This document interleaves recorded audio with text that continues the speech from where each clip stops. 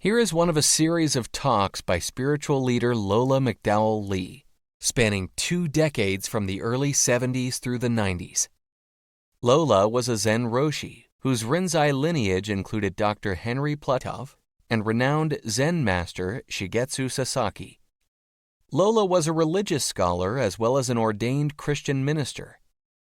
While the talks are focused mainly on Zen and Buddhism, Lola drew on many spiritual traditions, including those of Jesus, Plato, Lao Tzu, the Hindu Vedas, Meister Eckhart, and Gurdjieff. Who by unending discipline of the senses embraces unity cannot be disintegrated. By concentrating his vitality and inducing tenderness, he can become like a little child. By purifying, by cleansing the profound intuition, he can be free from faults. Now that's from Lao Tzu. And that's the version we're most familiar with because of our background.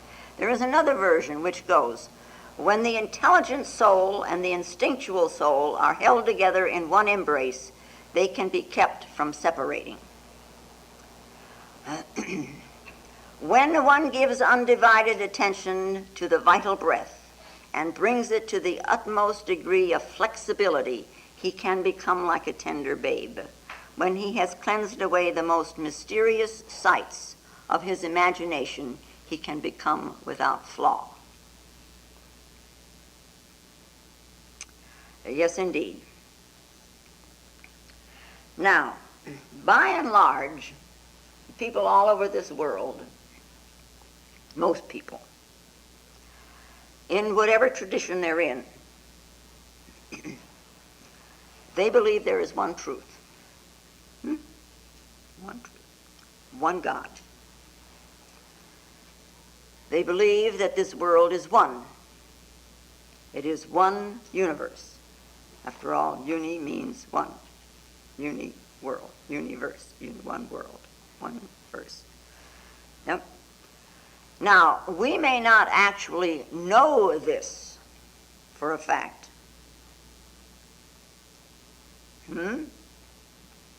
But we think about it, and we are told this is so, and so we believe this. It is one world, one God, and one truth. One world, one people under God. Yeah, we believe this. Why then, in believing in one truth, do we divide?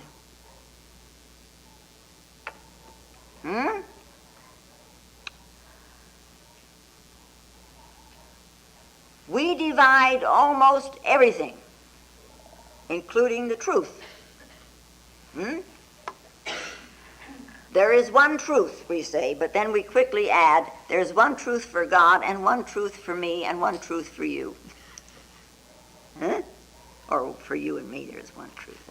Or we could say there's one truth for heaven and one truth for earth. We divide it. We split it. We're dualists. We divide body and soul. Here's my body, and it's quite visible, but my soul you can't see. So I think I have a soul. I think I have a soul. And so we divide ourselves. There's matter and spirit. This body is matter, and the soul is the spirit. Anyway. And then if we are split, if we are divided, then it must follow as the night the day. So is everything else. And as Sozan said, he's the third patriarch. He said 1/10 of an inch's difference, and heaven and earth are set apart. Yeah. Then he wrote that poem, called Shinjin no Mai, the believing mind or the believing heart. Yeah. Anyway, we live in this state. And we live in an illusory state. We have a great deal of imagination, and we have this phenomena within ourselves. And we say we believe in oneness on one hand, and maybe even based on some inside experience, we believe in oneness. But at the same time, we act as if we believe in two. We think in two.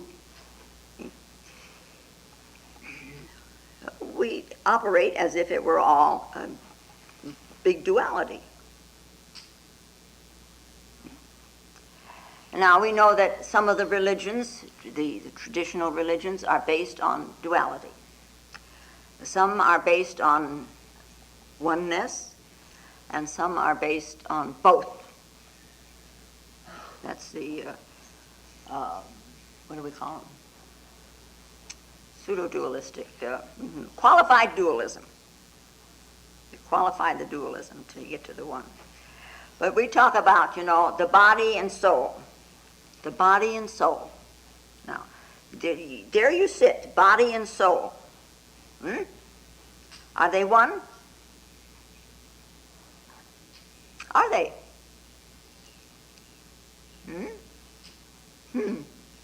Why do you believe this? Body and soul is one. Yeah? Matter and consciousness. Matter and consciousness. Are they two?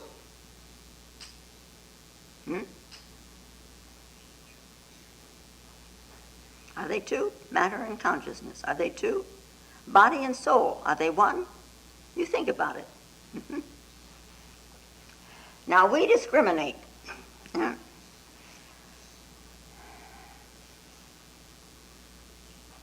Incredible how we discriminate.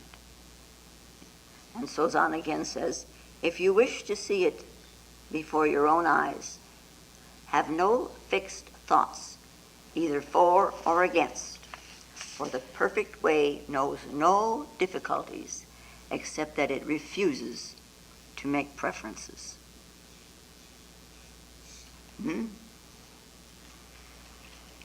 We discriminate. And so the world that we think we live in is a two-ness.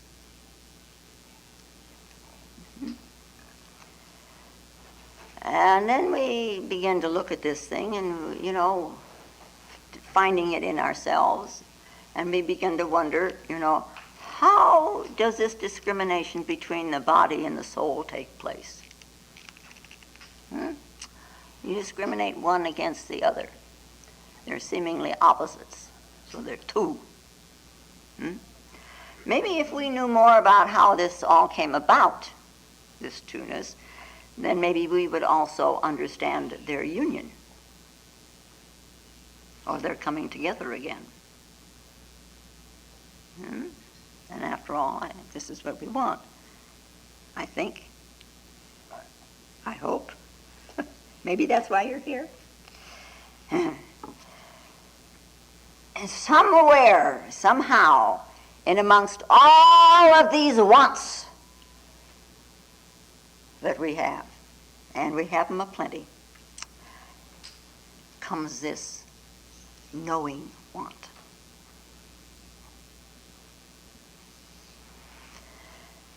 Now, when a baby is born, and I talk about it often and say this, it's not conscious of any differentiation between the body and the soul.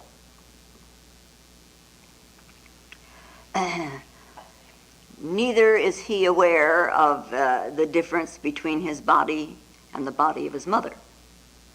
To him, it's all the same. Nor does he differentiate between his body and the world. To him, it's all one. It's all together. There's this togetherness. The world is his. He is the world. He's connected with it. It's all together. Everything is his. Well, and in the midst of all of this, he gets hungry. And he's fed. And this goes along for several months. And then comes a day, he's hungry, and he cries, and he is not fed. He's made to wait. He is being taught self-control. And it's necessary. Others teach us about control. And through this control, we learn self-control. It is not necessary, I don't care what some people say, it is not necessary that in this one lifespan we always fulfill everything that we want. It isn't necessary that we do that. No. No life is long enough. Certainly not mine. You know, in Tantra Yoga, along with Ditvan, he said, you want something, brown it on both sides. Get into it to such an extent that you just get sick of it. Then it's through. You'll no longer have that desire. Fine. God Almighty. See, I can't live long enough for that. Yeah. But anyway, little by little, the little child is controlled. And there comes along this potty training. See, this is self-control. He's got to learn how to control himself. See? So he learns self-restraint. And at the same time now, he's beginning to get this control, so he feels a little separated from the body. Little child begins to have some control. Body hungry, mother not around. No food. Body sleepy, but there's too much yet to play. He's too involved in the playing. So, no sleep. Don't go to sleep yet. Not yet. He needs to go to the potty. And for some reason or another, it's not convenient. So he does the best he can.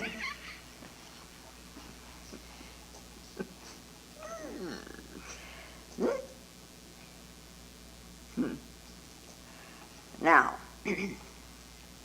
except maybe little Eric, he don't care.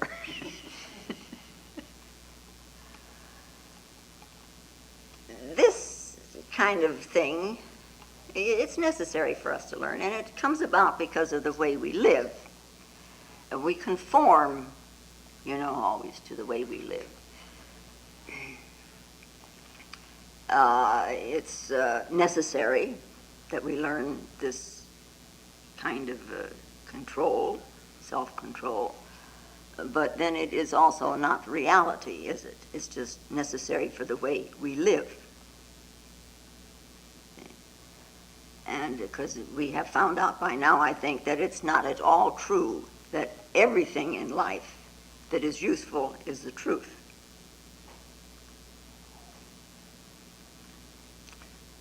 Sometimes there is what we could call an untruth or a preference or a like opposed to a dislike that turns out to be, for the moment, most useful. Sometimes.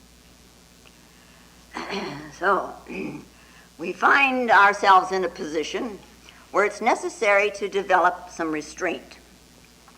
And we have to learn some forbearance. And we have to learn some patience, not only with ourselves, but with others. And learning patience with yourself is very important. We have to learn to let be. We have to develop some kind of a let's wait and see what happens attitude. We don't have to push it through the door now.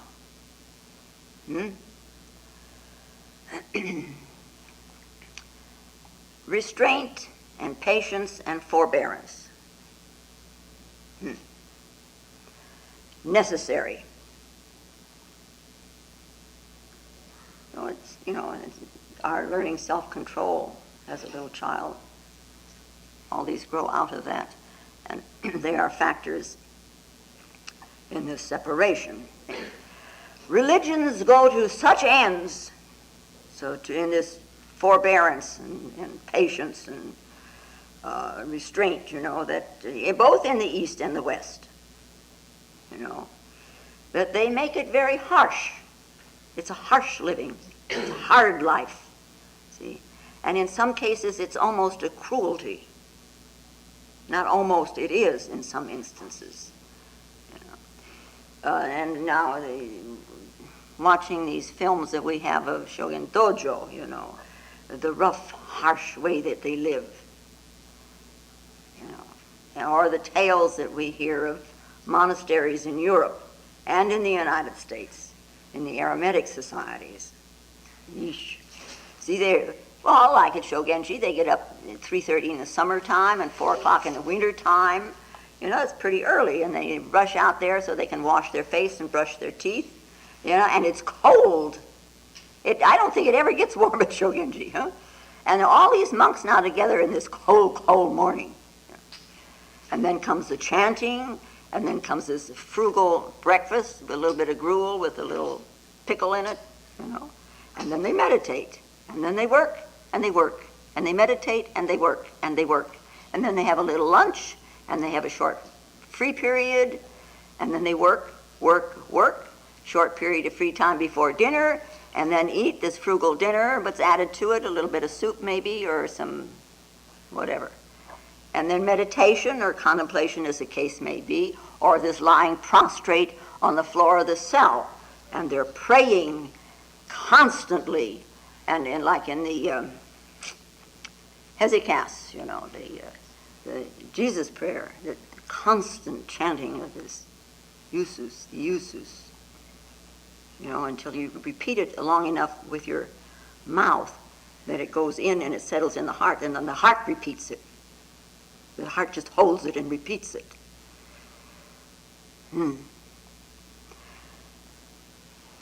I look at the way they live, and I look at the results, and I wish I were there also. And the rigorous training of the Jesuits, this is something else again, And the formidable training of the Carmelites.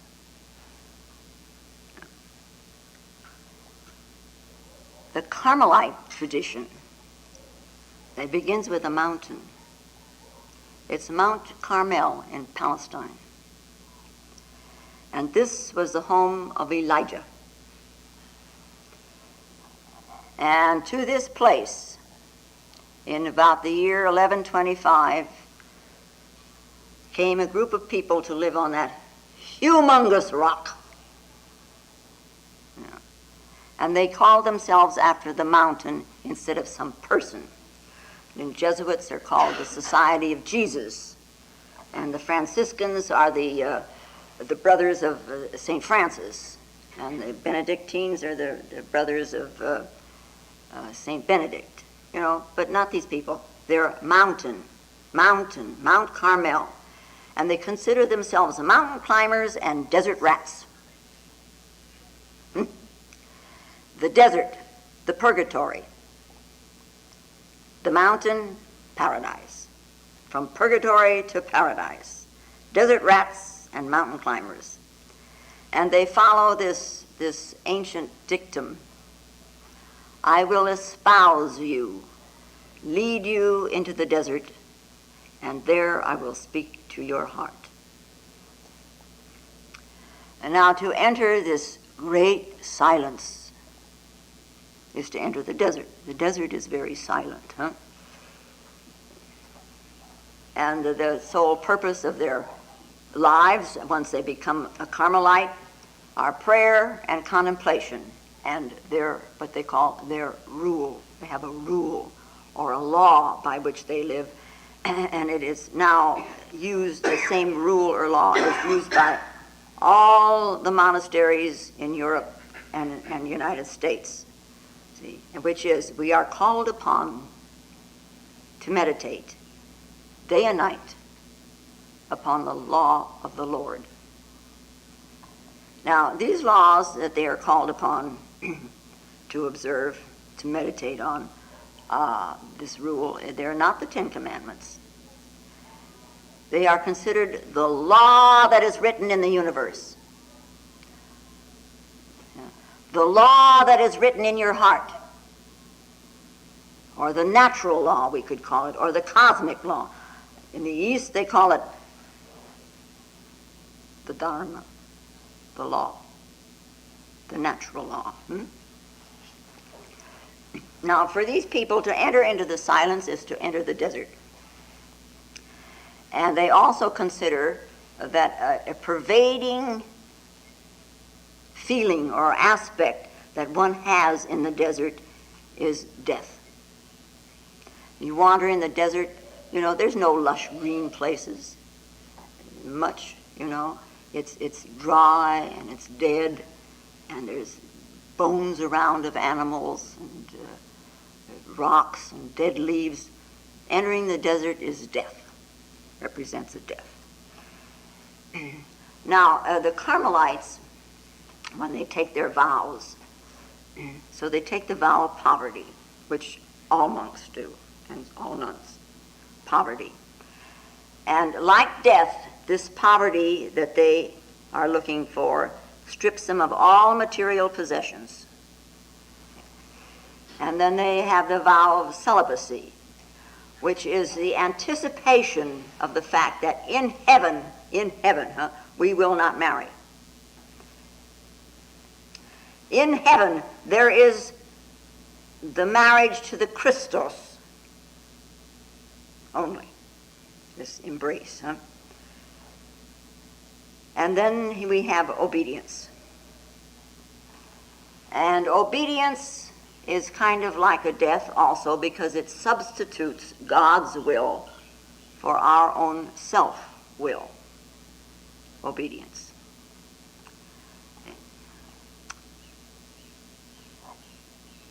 Something that we don't know too much about.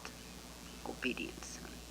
At one time, every Carmelite monastery had a human skull placed in the center of the main dining table, because this was, this confrontation with death. To always remember that this is what you're really confronting, is death. See? And to die while living, of course, is the purpose of going to live in a monastery. You die now so that you will never die again. You die in life so that you will never die again. So. Now, on this mountain, Carmel, Elijah, he stands there, and it's described in the book of Kings. And he says, "The Lord God lives, before whom I stand." See? Which is considered by some to be the shortest and most effective autobiography ever written. The Lord God lives, before whom I stand. Yeah? And it's a kind of a charter for all the contemplatives ever since. Because Elijah's statement points dramatically to the reality of God. The fact of Elijah's existence and his identity with this thing that the Lord God lives. And it is he then that tells the contemplatives or the monks, that they must be God conscious and not self-conscious. And so Elijah is regarded as he is an august event. He is a terrible event. He is the eye of the storm. He is the place where lightning strikes. He is a symbol of fire. And he's the spiritual father of the Carmelites.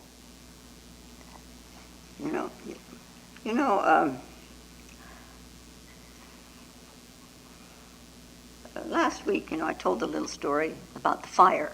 About the fire? Abba Lot and Abba Joseph, Father Lot and Father Joseph, are talking together. And Father Abba says, I do all this meditation and contemplation and fasting, celibacy, and poverty, and I'm seeking peace. And through these, then, I will have peace. And the Father Joseph stands up and he points his fingers at the sky, there's flames coming out of them. And he says, but your whole body could be fire if you want. If you want. Elijah.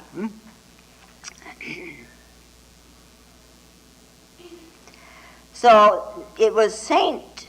John of the Cross, St. John, who makes the ascent up Mount Carmel.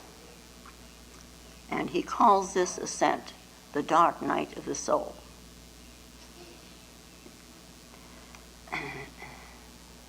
And his poetry, how he wrote about it, he describes this whole ascent in terms of climbing this mountain.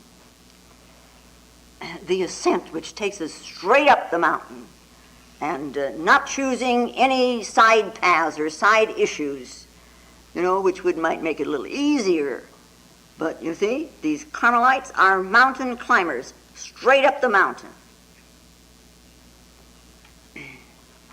And this Saint Teresa of Avila, and it was St. John of the Cross is her disciple, this Mother Teresa, Saint Teresa. And they lived in Spain in about the 16th century, in Avila in Spain. Neither of them ever saw Mount Carmel, actually. But they were Carmelites in Spain. And she was, I guess, horribly strict with the nuns and with the priests. And she was known as the mother, and St. John is known as the father of the Carmelites. And for all of her strictness, she was at the same time evidently a very effervescent, buoyant kind of a person. One of her greatest prayers was, "O God, deliver me from the sour-faced saints." And there's a story about her.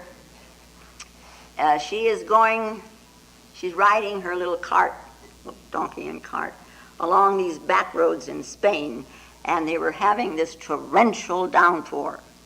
So, it finally, in the mud, the cart breaks down, and everything, all her supplies, everything, it's all in the mud, and it's just one big, terrible mess. And she begins to pray. She asks for help from Jesus, and supposedly Christ responds, and he says, "Teresa, this is the way I treat my friends." And Teresa comes right back with, "No wonder you have so few." Huh? Yeah. Anyway, that's my tangent for the day. Monastery living, be it Eastern or be it Western, the idea of it is obedience.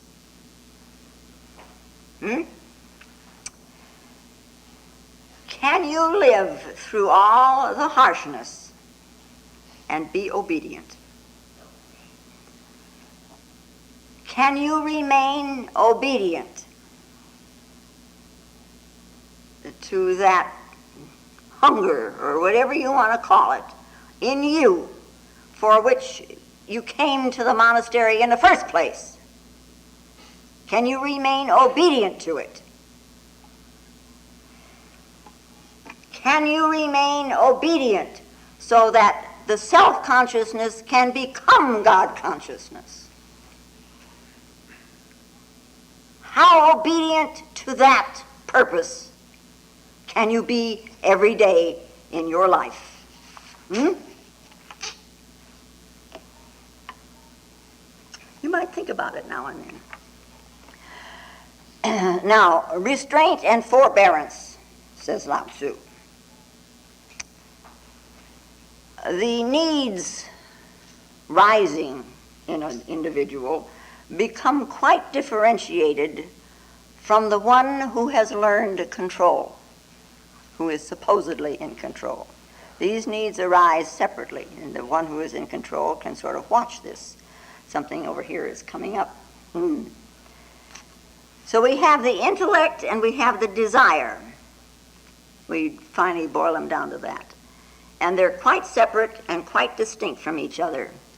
And this splits everything in two. Splits everything in twain, as they used to say, which I kind of like. Everything is split in twain. This is the conflict in which we live. See? What we desire and how the intellect copes with that desire. So that we not only have to go out there and earn our living and we have all that outer struggle, but we have also an inner struggle.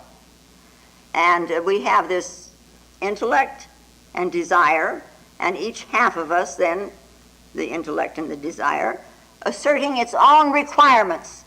I want this. Body says, I want this. Intellect says, no, no, no, no, no, you can't have that. Let's restrain ourselves. Let's have patience, huh? See. And in today's philosophy, and I'm quite sure it's Wittgenstein who said this, the thought that language is less adaptive than experience, and our modern verbal intellectuality may therefore be just a heightened form of emotionalism. So much for your thinking. Now, psychologists sometimes go so far as to say, and this I think is patterned after Freud, and this is what many psychologists are trying to do, is put us back together again. They say that we regard the part of our body below the navel as a lesser part of ourselves. And not because of its position as being in a lower position, but we think of it as being inferior. I mean, after all, this is the area in which we defecate. And here we have this shame. Because at one time, we had diapers, and we didn't have the restraint. I mean, there's all kinds of stuff that goes in there. So lower part, and we think of it as inferior. I could go on a little about that, but we won't.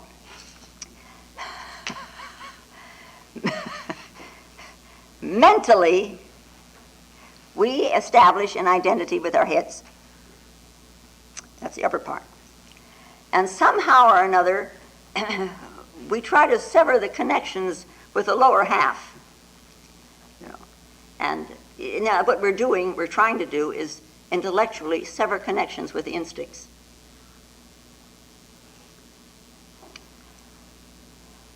And now, Lao Tzu goes on to say, if the intellectual soul, that is the rational soul,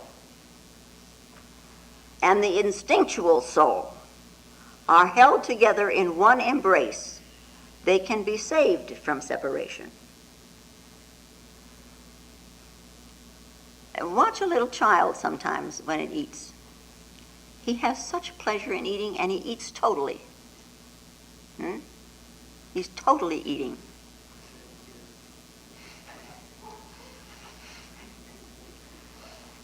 When he dances all the way through. You know? When he runs with his soul. He doesn't separate it. Everything is with him. He's still integrated.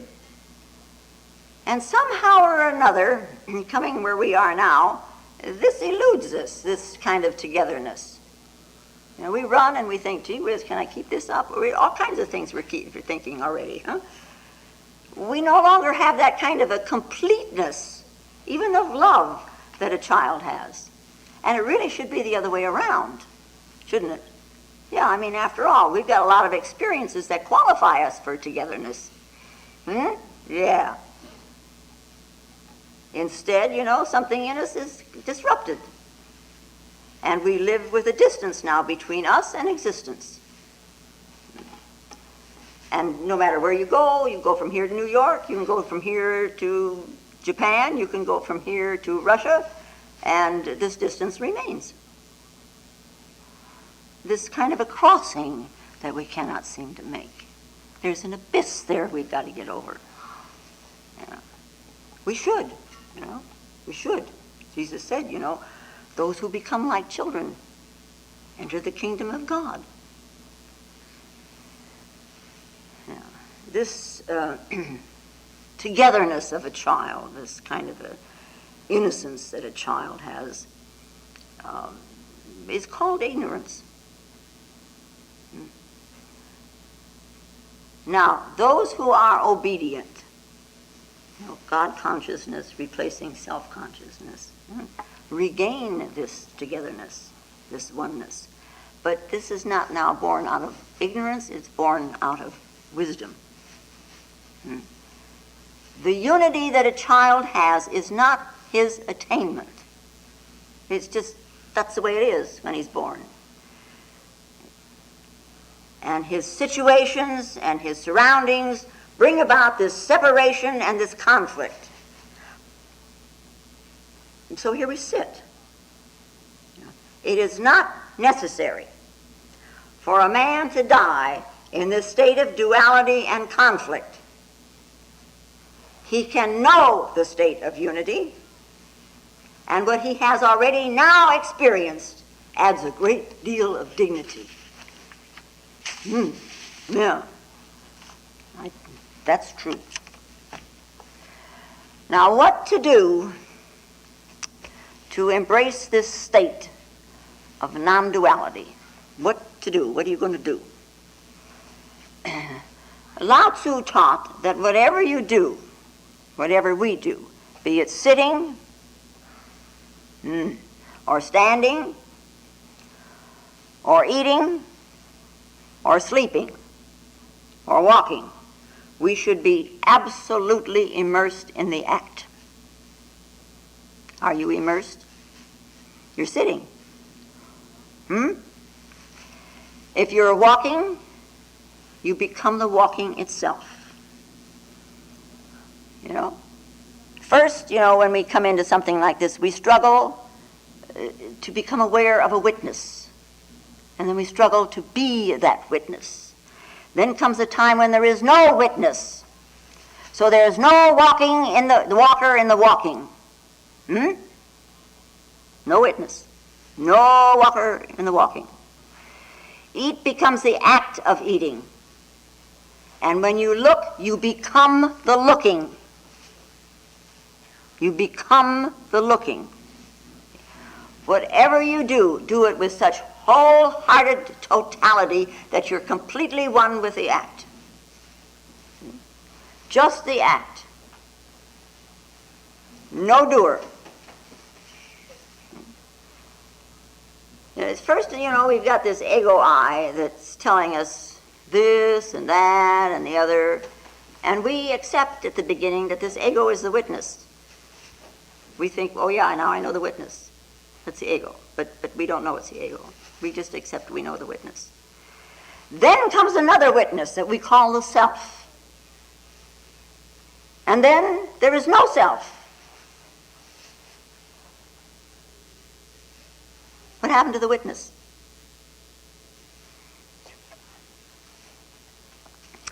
Now, the Greeks spoke of three realms: the instinctual, the rational, and the spiritual.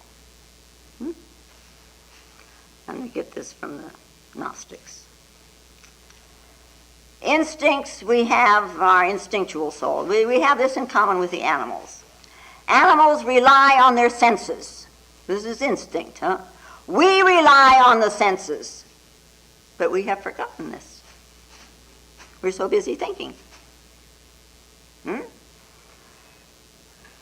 We should be busy bridging this gap between the instincts and the intellect, which is not climbing higher. It's going down, isn't it?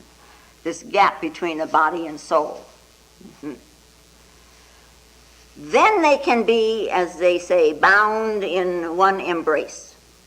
That's unity.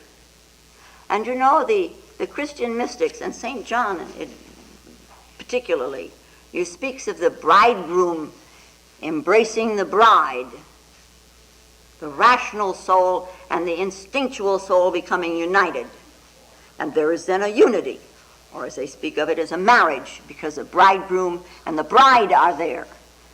And the rational soul, or the intellectual intelligence, is considered the male element. That's the mind. It's male.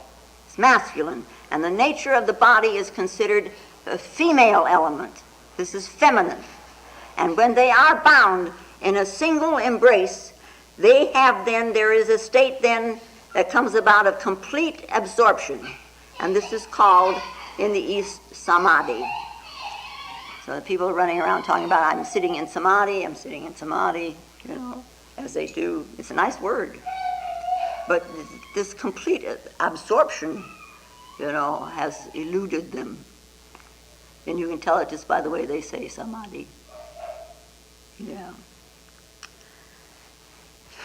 So we observe in our effort to understand ourselves and how we're going to go about this thing of understanding ourselves more. We observe a small child breathing when he sleeps. When he's lying there, his abdomen goes up and down. Up and down. And in the case of the average adult, the chest goes up and down. Now, when the instinctual, this is what some people believe, when the instinctual soul and the rational soul begin to separate, there's a distance between them now.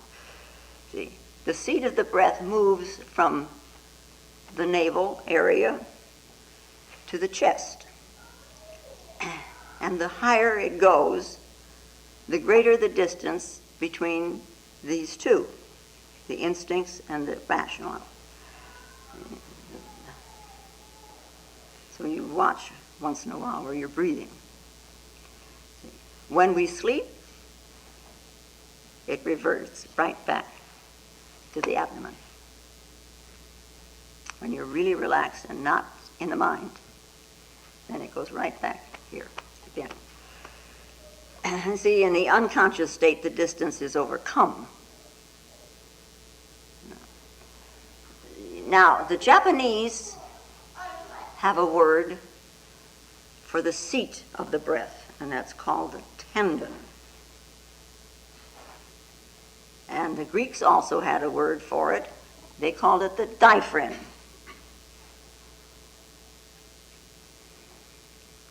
The Japanese, when with this tendon, when there's a flame lights in it, it becomes a hara. And from that, they get the word harakiri. We think of breathing, and we breathe with the lungs. We do. But where is the seat of that breath? Where's the seat of it? In our Western world here, where we have all this bodybuilding stuff, business, the chest should be very large and well developed. And there's a lot of that goes into that. And our stomachs should be quite flat. So that it's so flat that it almost hits the backbone. Right? I could do that once upon a time. So that the breath inflates the chest and is not allowed to go any further. It's just all up here. See? And then we turn around and we look at Chinese paintings and Japanese paintings and Korean paintings and Siamese paintings and so on. They're art. And we look at people like Lao Tzu and Chuang Tzu and Ho Tai and so on and so on. Most any of the old patriarchs, all of them, big stomachs. Oh, big stomachs. They're proud of them. They breathe, and they say, "Got the moon in my stomach." Developed by breathing. Very spiritual. Big stomach. Yeah. I know there was somebody came here once and he had a big stomach. No, this is somebody else. But, and I was telling Henry about him one day.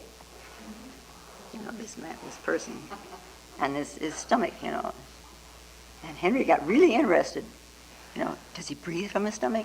No, I don't think so, Henry. He's just got a big stomach. Does that apply to women too? I'm afraid so. Of course, we're more apt to have the big stomach anyway. That's more natural with us. Quite. That's true.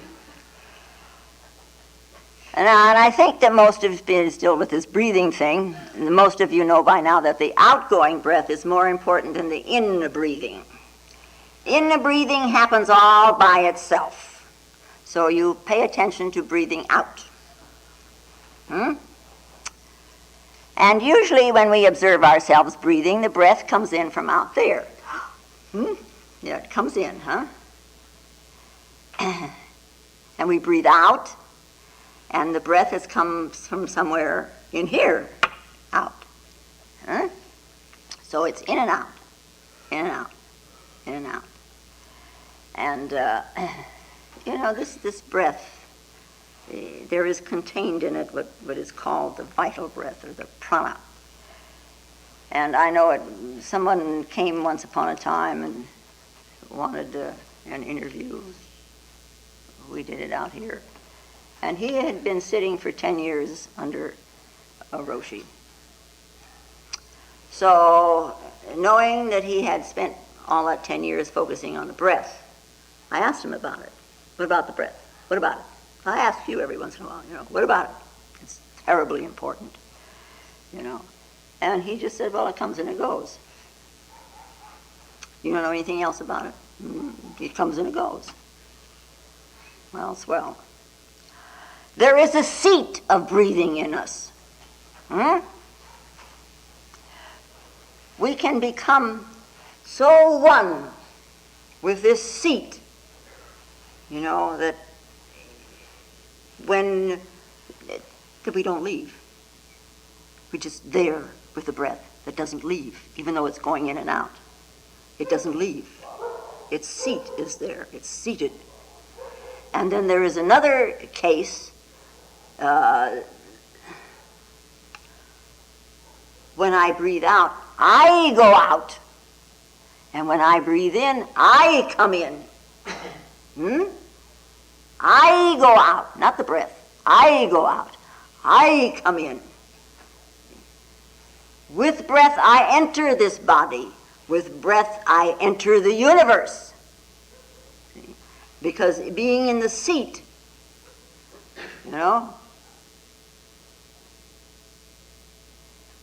the center of me is the center of the universe.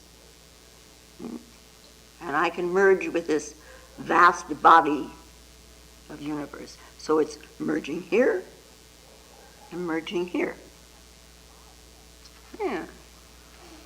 Also, with this breath, one should cleanse the web of imagination and illusion. We live kind of like a spider, and I gave a talk about that. 25 years ago. Spider. We live in a web. We create a web.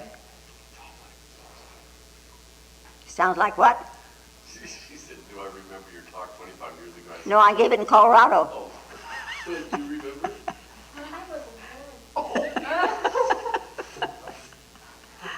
Your mother was there. I think. Your mother was there. Yeah, that's right. And this other guy, the psychologist that came down to hear what I was going to do. Anyway, we weave a web. And we live sort of like a spider right at the center of all this web that we have woven. This web of illusion. This illusory state that we aid and abet, and aid and abet, and aid and abet. And for a long while, one can say, no blame. We just have not known what we were about. But now we know, don't we, what we are about. So it behooves us to do something about it. In the name of education, in the name of philosophy, in the name of religion, in our everyday life, in all facets of it, we weave webs. We have created countless gods. We have created countless heavens and countless hells, maybe a few more hells than heavens. We have manufactured with our imagination. And all of this we do without even knowing what imagination is. What is it? What is it, huh? In you there is something that hopes, and it builds on hopes, and it builds on dreams, and it builds and it builds. It's a faculty that we have. From whence cometh it? And what is it really? Yeah. And in all of our illusions and disillusions, what have we known? What do we really know? What have we realized? And so we allow this imagination to run wild. And this web that we have made, we live in it, you know. We say we live in it. We are alive. We live surrounded by all this. Use that breath to disperse it so you can see reality. We need to retrace our steps. We really need to return to this very neutral center. And doing so, we keep an eye on this breath. Because a change in the breath is a change in you. The breath changes first. As breath deepens, superficialities drop off. Through the breath at your very center, you merge with the whole world. For, that's a non-duality. When you are at your center, you also reach the center, as I said, of the universe. And this is then the supreme embrace whereby you become what is called a Zen man. Yeah. So we breathe deeper and deeper and deeper, and curtains lift, and we have insights, and something is revealed to us. They have always said, as above, so below. There's this correlation. The Greeks said it. And the gurus of India have said what is in the body is in the universe. Man is a macrocosm of the microcosm, or other way around. Plotinus said, man is a measure of the universe. Man is a measure of all things. He is a miniature universe. So we're very busy, though, with this web making walls and barriers within ourselves. And we imprison ourselves. Nobody else has made the prison but you. But you're sure sitting in a prison. Yeah. How are we going to meet ourselves, ourselves, if we are so afraid that we have to have this prison to protect us? What's that poem? Prison walls do not walls and bars do not a prison make, something like that. How are you going to have the courage to meet God if you won't meet yourself? So we accept ourselves, the totality of ourselves. What is within is of God. What is without is of God. The body's crystallized light. And God is light that is still invisible, maybe. They're two ends of the same. Visible God and invisible God. People through the ages have carved images of God, or their idea of God, out of stone. And the message that some of them wanted to relay or to convey was, as long as you cannot see God in a piece of stone, How can you see God in a living body?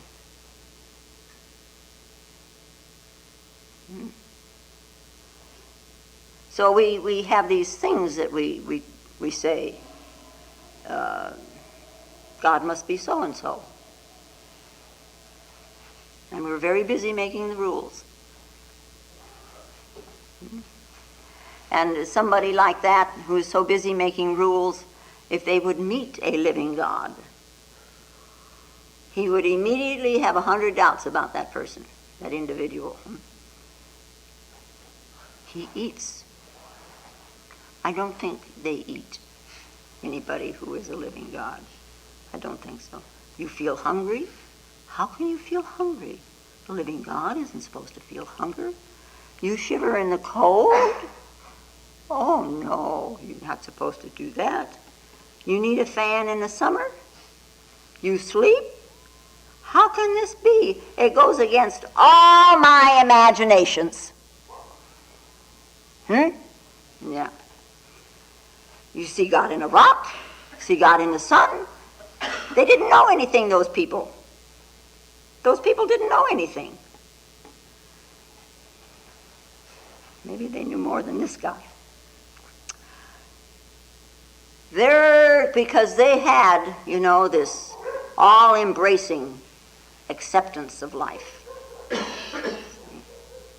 So we go about our business, breathing, and having this togetherness, so that we are the act. And so we finally have this innocent eye that sees the Lord in everything. And then so through this, the whole world becomes divine. They've always depicted that the eye is here. It's for centuries in all traditions. Here it is. Are you sure that's right? I think my little thing's going to come off. I don't want it to come off until I go home. Maybe it's here. Maybe that's where the all-seeing eye is. Maybe it's in your stomach. Maybe it's in the hara. Maybe it's not up here at all.